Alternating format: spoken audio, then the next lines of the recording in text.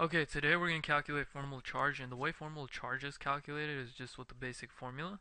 So our formal charge formula is equal to the number of valence electrons minus x, and this x here is like the number of things it's bonded to and the number of valence electrons.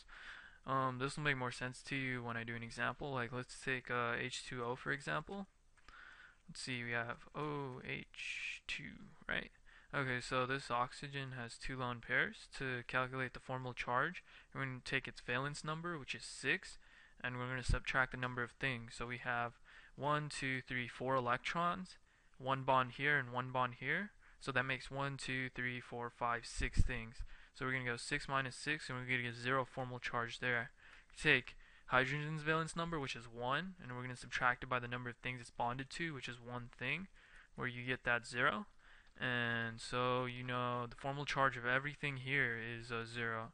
Don't get so this is these are just zeros to signify the formal charge. If there's a 0 formal charge, normally we don't draw zeros in. We just draw pluses or minuses or plus 2s and minus 2s to indicate formal charge.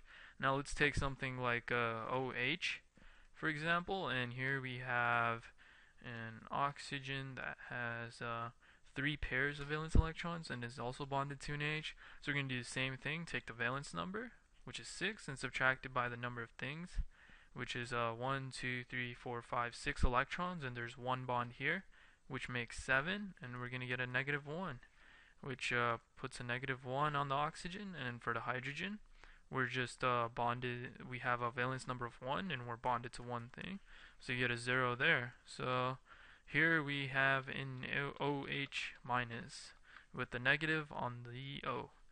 And if we take H3O for example, we have a valence number which is 6, and we're going to subtract the number of things it's attached to, which is 1, 2 valence electrons, and 1, 2, 3 bonds, which gives us a total of 1, 2, 3, 4, 5.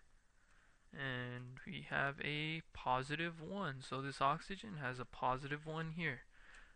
We can do this with any number of molecules or any type of atom, like NH4 for example.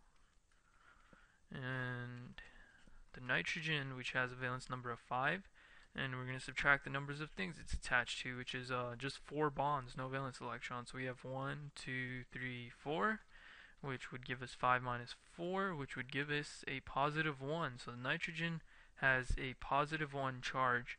And basically you can do this for any molecule, and that's basically how you calculate formal charge. Thanks for watching.